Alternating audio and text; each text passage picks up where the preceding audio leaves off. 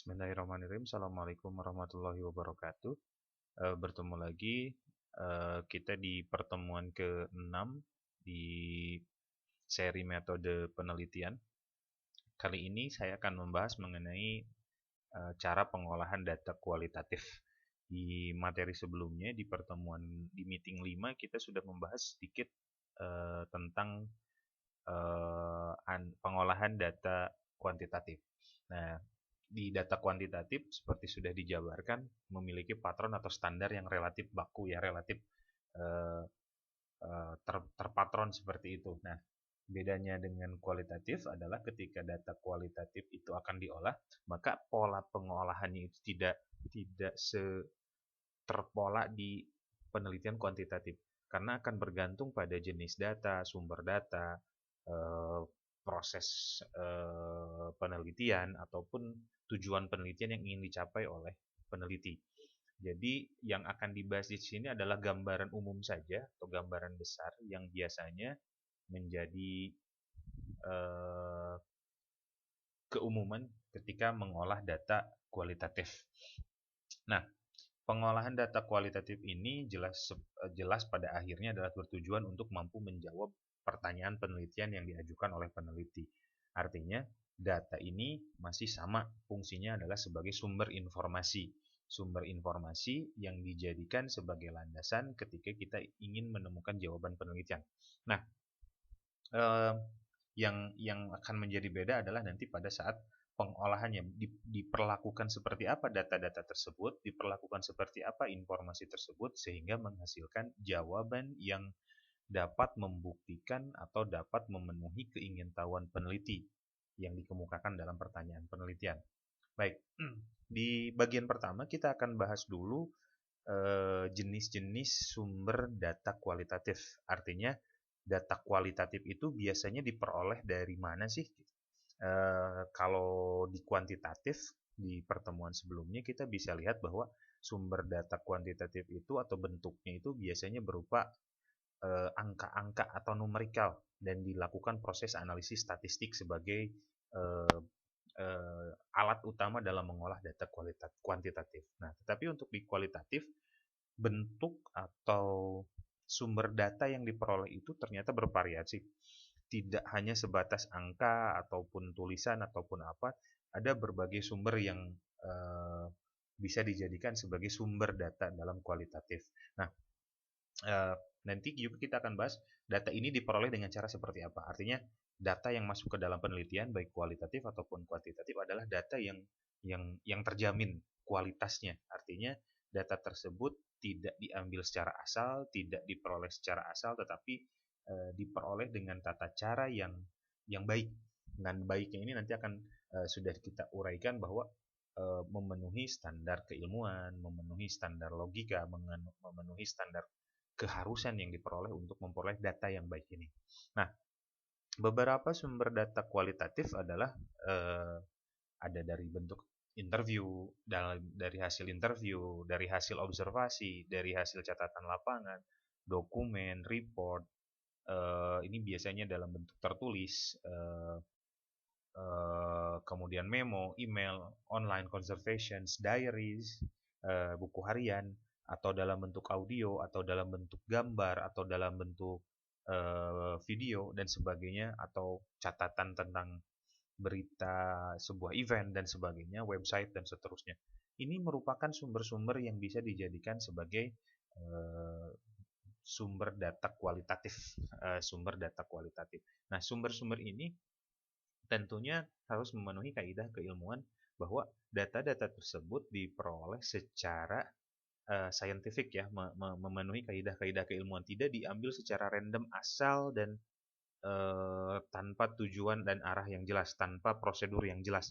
Jadi benar-benar meskipun datanya ini bervariasi, tetapi secara prinsip utama dia harus diambil dengan cara yang baik, diambil dengan cara yang memenuhi prosedur yang ditetapkan.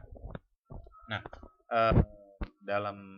dalam beberapa penelitian mungkin jenis-jenis data ini akan sangat bergantung pada keingintahuan peneliti dalam memperoleh informasi yang dicari. Nah, dari beberapa sumber data kualitatif ini kita bisa melihat bahwa eh, inti dari penelitian atau data kualitatif ini kenapa harus diambil, kenapa harus digunakan adalah kembali lagi pada fokus penelitiannya, kepada tujuan utama penelitiannya atau pada karakter utama penelitian kualitatif. Bahwa yang namanya penelitian kualitatif itu harus berfokus atau harus mengedepankan, harus benar-benar menekankan pada satu masalahnya in-depth, benar-benar mendalam, bahwa data itu harus bisa dijadikan sebagai kajian yang sangat mendalam, kajian yang sangat eh, benar-benar mendalami dari konteks atau kegiatan yang dilakukan. Kemudian harus sifatnya konteks spesifik, artinya benar-benar sangat terikat atau sangat benar-benar bergantung pada konteks, tergantung pada konteks di mana, kapan, dengan siapa, dan siapa saja yang terlibat di dalamnya. Itu menjadi bagian dari penelitian kualitatif ya. Kemudian berikutnya data yang harus dimiliki ini harus sangat eh, atau yang dimaksud dengan rich di sini adalah benar-benar menghasilkan data yang berbobot, data-data yang benar-benar bisa dikaji dan diuraikan dengan baik. Kemudian subjektif data. Subjektif data di sini jangan terjebak dengan kata subjektif yang seolah-olah subjektif itu lebih ke bermakna negatif, bergantung pada orang. Betul, tergantung pada orang, tetapi tetap dalam penelitian atau data kualitatif itu sifat subjektifnya ini itu dipengaruhi bukan hanya personal opinion, tapi lebih pada personal expertise. Seseorang dengan latar belakang keilmuannya, dia bisa memberikan penilaian secara berdasarkan apa yang dia amati, berdasarkan apa yang dia amanati, berdasarkan bidang keilmuannya, berdasarkan pengetahuannya, sehingga data tersebut meskipun subjektif tetap berbobot karena memiliki nilai keilmuan bahwa data itu diambil oleh seseorang dengan latar belakang pengalaman tertentu, latar belakang keilmuan tertentu. Kemudian biasanya data data data data analisis data kualitatif itu sifatnya benar-benar mengkaji makna atau pemaknaan yang diperoleh dari orang-orang yang terlibat langsung dalam situasi yang sedang diamati. Jadi kenapa harus melibatkan orang-orang langsung? Insider atau orang-orang dalam itu relatif mengetahui eh, event, kejadian atau apapun yang ada di dalamnya benar-benar dengan pengetahuan yang berbeda dengan orang luar karena uh, pemahaman ini terbentuk dari proses yang lama, dari proses yang benar-benar dia alami sendiri. Jadi biasanya data analisis data kualitatif itu pemaknaannya benar-benar berdasarkan pada dari orang-orang yang terlibat di dalamnya. Kemudian ada konsep yang menarik dan sering menjadi salah kaprah, yaitu bahwa researcher sebagai instrumen utama. Nah, inilah yang menjadi penting untuk dikaji bahwa kalau begitu setiap orang, misalnya ini konsep yang salah, bahwa setiap orang boleh menjadi peneliti dalam penelitian kualitatif. Kata bolehnya ini baru muncul ketika kita mengetahui sejauh mana orang tersebut sudah punya ilmu atau keilmuan di bidang tersebut. Jadi begini, betul bahwa researcher atau penelitinya adalah bisa menjadi alat atau instrumen dalam pengambilan data utama. Tetapi si researchers ini boleh menjadi instrumen ketika dia memiliki pengetahuan atau latar belakang keilmuan yang mumpuni yang memungkinkan untuk terjadinya analisis data. Artinya tidak bisa sembarangan tanpa sepengetahuan apapun, nol sama sekali, tanpa ada background knowledge yang baik atau yang benar, kemudian menjadi instrumen yang dijadikan sebagai tumpuan. Benar-benar konsep ini lebih lebih tricky ya, lebih menjebak, seolah-olah semua orang boleh menjadi instrumen, tetapi dengan catatan background knowledge-nya atau pengetahuannya sudah minimal terbentuk di bidang tersebut, bukan di situasi tersebut, tapi di bidang tersebut sehingga nanti mengarah pada situasi yang akan dia amati. Nah, Prinsip-prinsip atau fokus utama atau penekanan utama dalam kajian pengolahan data kualitatif ini harus benar-benar bisa dipahami ya. Jadi kedalaman materinya, kedalaman analisisnya, kedalaman penjabarannya, eh, ketebalan informasi yang disampaikan, kemudian eh, pengaruh konteks itu berkaitan dengan ruang, di mana, kapan, dengan siapa, bagaimana suatu data diperoleh atau bisa dianalisis itu menjadi sangat penting. Beberapa hal ini menjadi eh, tumpuan utama dalam proses pengolahan data kualitatif. Meskipun tidak ada patron yang standar ya, tidak ada patron standar, tapi relatif memiliki tema atau benang merah yang sama. Kemudian kita akan melihat langkah-langkah yang biasanya, tapi ini bukan menjadi patron utama, tetapi biasanya diambil dalam eh, pengolahan data kualitatif. Langkah-langkah ini sebetulnya hampir mirip dengan kuantitatif, tapi dengan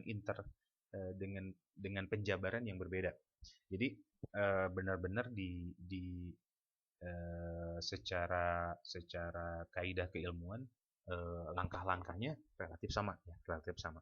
Pertama adanya data reduction. Data reduction ini adalah seolah-olah kita mengumpulkan dari data yang banyak, tetapi kita mengumpulkan dengan menyoroti hal-hal yang atau data-data yang relatif layak untuk diangkat. Kalau saya ibaratkan ketika kita nonton pertandingan sepak bola, pengambilan data ketika ada uh, highlight pertandingan, cuplikan dari babak pertama misalnya. Nah, data reduction-nya terjadi bahwa yang dimunculkan dalam highlight itu adalah kejadian-kejadian penting, kejadian-kejadian yang dianggap sangat signifikan yang terjadi selama babak pertama. Nah, data reduction ini memastikan bahwa nanti pengambilan data-data utama dari data yang dari kejadian yang diamati itu benar-benar tertangkap secara baik. Artinya tidak harus lagi dari, kalau analogi sepak bola tadi, tidak diulang lagi pertandingan itu dari mulai kick off sampai akhir babak, tetapi benar-benar hanya mengangkat memunculkan cuplikan-cuplikan dari pertandingan tersebut yang dianggap penting. Nah, ini seolah-olah ketika kita baca, misalnya ketika kita baca buku, Anda baca buku misalnya, buku itu dengan ratusan halaman, tiap tiap kalimat, tiap baris, tiap paragraf dan sebagainya. Tetapi Anda biasanya menemukan kata-kata yang penting atau baris-baris penting atau paragraf-paragraf penting atau informasi-informasi penting di buku tersebut. Kemudian Anda melakukan highlight di buku tersebut, di informasi-informasi tertentu. Nah, ini juga disebut dengan data reduction. Jadi dari bejubelnya data yang banyak seperti itu, Anda mereduksi atau mengurangi dengan tujuan bukan mengurangi, menghilangkan atau menyembunyikan, tetapi benar-benar memilah mana data yang dianggap paling penting untuk dimasukkan, untuk digarap dalam penelitian kualitatif ini. Yang kedua adalah data display. Data display ini tadi setelah Anda meng-highlight, memilih dan mensortir informasi-informasi yang penting yang harus diperoleh atau yang harus diangkat dalam penelitian Anda masuk ke data display, penyajian data, bagaimana data ini harus disajikan, bagaimana agar orang lain atau pembaca bisa mengerti apa yang ingin Anda sampaikan, apa yang harus saya sampaikan. Nah, jangan terjebak pada kesalahan umum ya. Biasanya penulis pemula itu lebih mementingkan dirinya sendiri, padahal ketika menampilkan data itu adalah apa yang harus disampaikan kepada pembaca. Pembaca ini menjadi tujuan fokus penting ketika Anda menyajikan data. Apakah dengan baca apa yang saya sampaikan mereka akan ngerti atau tidak? Nah, ini harus benar-benar dipilah. Nah, caranya seperti apa? Berbeda dengan data kuantitatif yang menyajikan dalam bentuk tabel, dalam bentuk grafik, dalam bentuk chart, ataupun diagram dan sebagainya. Kalau untuk data kualitatif ini kembali lagi pada jenis data yang Anda miliki. Kalau hasil wawancara, mungkin ekstrak wawancaranya harus Anda sajikan. Kalau misalnya bentuknya gambar, ya gambar yang harus Anda angkat. Kalau bentuknya misalnya potongan-potongan video, potongan foto dia itu frame-frame video itu yang harus disajikan. Balik lagi tergantung pada jenis data yang Anda miliki. Tapi pada intinya adalah ketika mendisplay data ini, ketika menyajikan data tersebut, Anda harus benar-benar meyakini bahwa apa yang saya sajikan itu penting dan layak untuk diketahui oleh orang lain, dan bagaimana apa yang saya tampilkan itu bisa dipahami oleh orang lain. Nah, setelah penyajian data itu, nah penyajian data display itu artinya penyajian ya.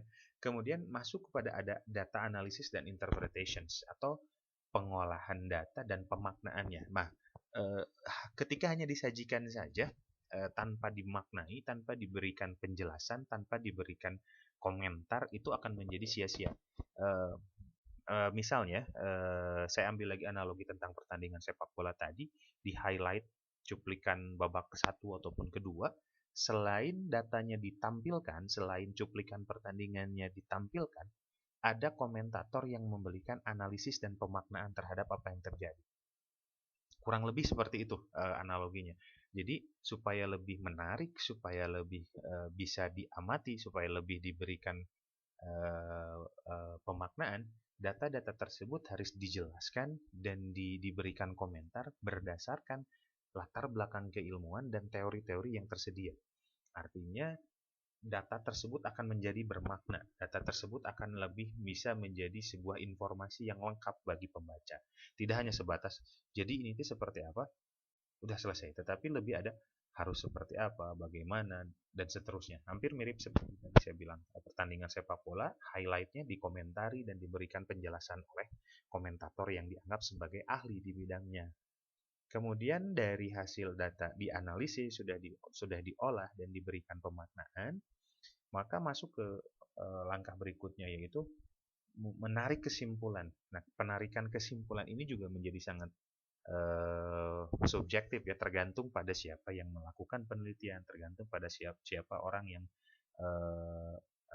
menarik kesimpulan ini, dan latar belakang keilmuan, kemudian latar belakang pengetahuan, latar belakang gaya ataupun referensinya juga akan berpengaruh pada hasil yang disajikan nanti.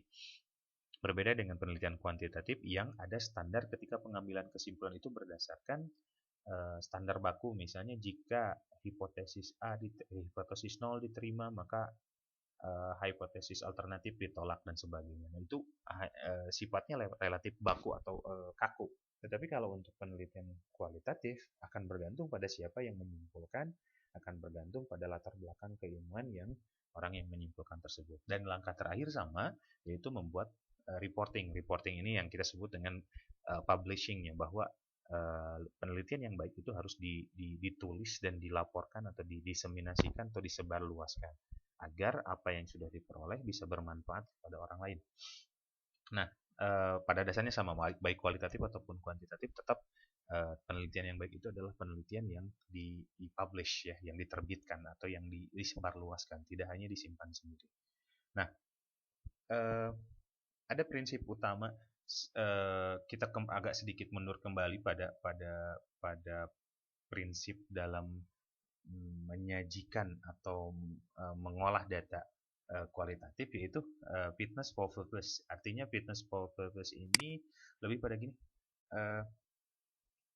proses analisisnya ini sesuai nggak dengan kebutuhan tujuan penelitian. Apa sih yang ingin dicapai dalam penelitian kualitatif ini? Nah, untuk itu benar-benar peneliti harus memastikan dari awal tujuan penelitiannya apa, nanti cara jawabnya bagaimana, cara ngolahnya bagaimana, sehingga nanti ada relevansi yang kuat antara hasil dengan tujuan penelitian yang dibuat.